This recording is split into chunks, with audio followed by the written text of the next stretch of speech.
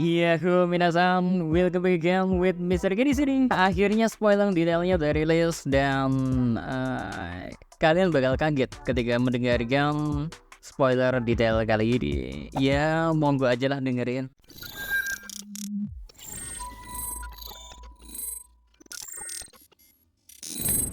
Judul chapter 1088, pelajaran terakhir.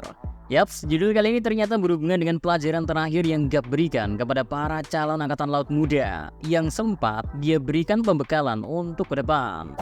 Seperti apakah kira-kira pelajaran terakhir dari Gap? Ya, monggo dengerin spoilernya aja. Oke, sementara itu di bagian cover story bakalan diisi terlebih dahulu oleh Color Sprite yang memperlihatkan One Piece versi live action. Sehingga beberapa kru awal topi jerami muncul lagi seperti Luffy, Zoro, Nami, Sanji, dan Usopp. Sedangkan beberapa musuh atau orang-orang terkenal yang terhubung dengan East Blue Saga pun sedikit diperlihatkan di latar belakang ini. Kayak Shanks, Kuro, Garp, Mihawk, Buggy yang ikut melengkapi Color Sprite Special One Piece versi live action. Ini gila sih, berarti Color Sprite-nya nampilin live action, Wow, akhirnya kita bakal bisa melihat Shanks dalam wujud live actionnya tuh seperti apa. Gokil nih, gokil.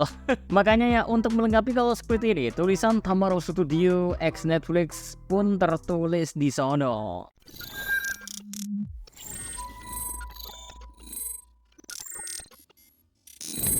And now ke bagian menariknya, yaitu ke menu utama. Di mana chapter dimulai dengan sebuah kilas balik ke zaman angkatan laut dahulu kala. Di situ terlihat Mon Kirigap sedang mengajar di sebuah kelas yang berisi para angkatan laut yang baru join, termasuk Kobe yang penampilannya masih mirip dengan saat dia di Atis Blue pun terlihat berada di kelasnya Gap. Nah, menariknya Gap mengajukan sebuah pertanyaan ke semua murid di kelas itu. Jika ada seorang bayi dan seorang kakek terdampar di sebuah pulau dan kalian hanya memiliki sebuah kapal yang bisa menampung 2 orang saja, siapakah yang akan kalian selamatkan? Ya, sebuah pertanyaan yang terdengar sangat tidak bermoral, tapi kondisi seperti ini sangat mungkin bakal dialami oleh para calon angkatan laut muda ini, Sehingga cara pengambilan keputusan pun coba diajarkan oleh Gap kepada mereka semua. Yang pertama mencoba menjawab pertanyaan Gap adalah Kobe. Dia berkata kalau dirinya bakalan turun dan membiarkan sang kakek dan bayi untuk pergi menggunakan kapal miliknya, sehingga keduanya bisa pergi dengan selamat. Ya, mendengar sebuah jawaban yang sangat tidak memuaskan, Gap seketika melempar kapur yang ada di tangannya ke Kobe. Lalu Gap berkata kalau Kobe salah. Soalnya menurut Gap, sang kakek gak memiliki banyak sisa waktu, sehingga biarkan saja sang kakek mati. Lalu Gap melanjutkan ucapannya, mengapa kalian semua bergabung menjadi angkatan laut?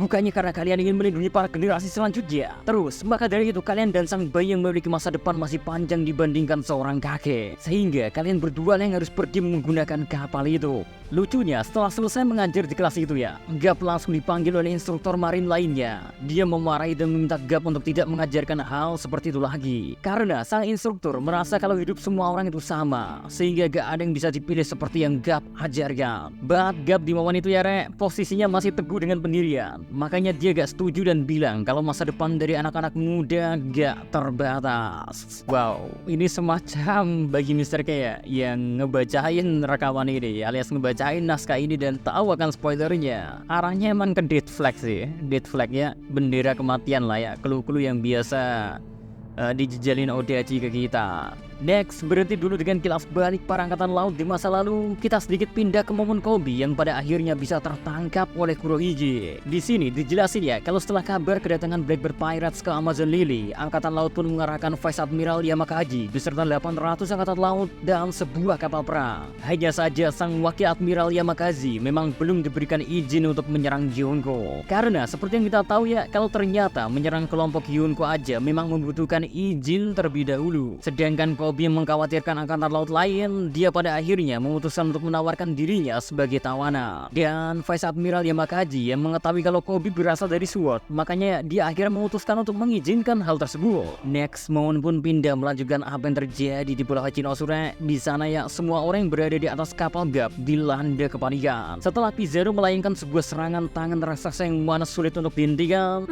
Di waktu yang singkat itu ya, Kobe pun meminta sebuah saran kepada Gap untuk apa yang harus dia lakuin selanjutnya. Karena kalau mereka diem aja, maka ratusan nyawa tak berdosa akan hilang begitu saja. Alhasil Gap bilang kalau dengan ketiganya ya, maksudnya dengan Kobe, Helmeppo dan Groose, maka mereka bakalan bisa menghentikan serangan dari Bizarro. Lalu Gap pun mulai menjelaskan rencana mulai dari dirinya yang akan menjadi pembuka serangan, sedangkan Kobe lah yang akan menghancurkan tangan besar itu, dan Groose yang bakal bertanggung jawab untuk melindungi kapal dari reruntuhan. Terus yang terpenting ya, Helmeppo bakal menjadi pendukung bagi mereka berdua. Wow, mendengar rencana dari Gap, Kobe bilang kalau dirinya gak bisa menghancurkan sesuatu sebesar itu. Lalu Gap pun menyela kalau di sebuah pertarungan, keputusan harus diambil dengan sangat cepat. Makanya gak lama setelah itu, ketiganya mulai bergerak sesuai perintah dari Gap. Meskipun Groose sendiri ya sempat ragu dan bertanya mengapa Gap mempercayakan Kobe untuk menghancurkan tangan besar itu. Apakah Kobe memiliki bom untuk bisa menghancurkannya? Tapi Kobe berkata kalau dia gak punya hal seperti itu, cuman dia bakalan mencoba melakukan sesuatu.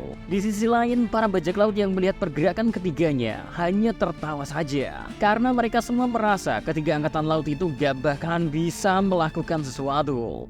Tiba-tiba ya, secara gak terduga ya, sesuai rencana Gap lah yang pertama kali bergerak. Pertama ya, dia mengejar Aokiji terlebih dahulu, lalu langsung bergerak dengan sangat cepat pergi ke atas tengkorak dan melayangkan pukulan Galaxy Divide miliknya. Sehingga tengkorak itu saja sampai terbagi dua, sekaligus membuat tubuh asli Bizarro terluka dengan sangat hebat. Kemungkinan besar Haki ini.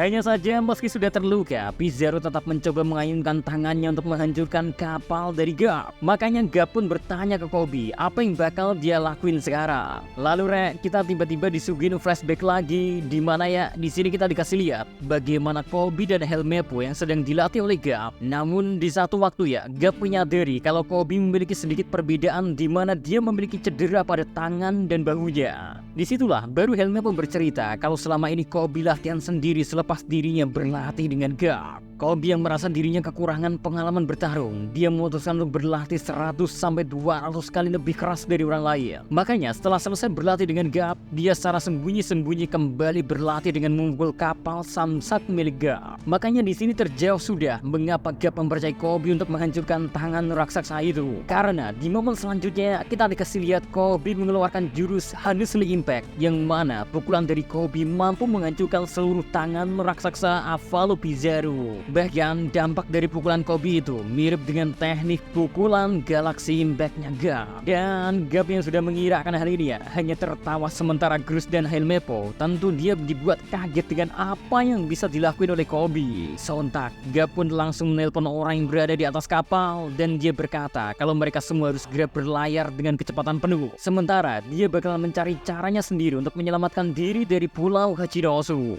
Wow, Gap gila sih, Gap gila. Dia masih berjuang kayaknya Dan chapter 1088 pun ditutup dengan momen yang memperlihatkan Monkey D. Gap terbaring di tanah dengan sebuah pedang es menusuk tubuhnya. Di situ Gap pun dikelilingi oleh seluruh anggota Kuroge Pirates yang ada di sana. Wait a minute, kok Mr. Gap punya gambar ini ya? Suara narator pun ikut melengkapi momen ini dengan berkata, di koran keesokan harinya, berita yang diberikan ke dunia adalah sang pahlawan muda Kobe berhasil kembali dengan selamat. Sementara sang pahlawan legendaris Gap menghilang dari Pulau Hachinosu. Dan terakhir, Yonko Topi Jerami mengambil alih Pulau Egghead. Seraya informasi mengenai Pulau Egghead diberikan, kita pun dikasih satu panel yang memperlihatkan kalau rombongan marin yang mengarah ke Pulau Egghead akhirnya telah sampai. And break next week alias minggu depan beneran libur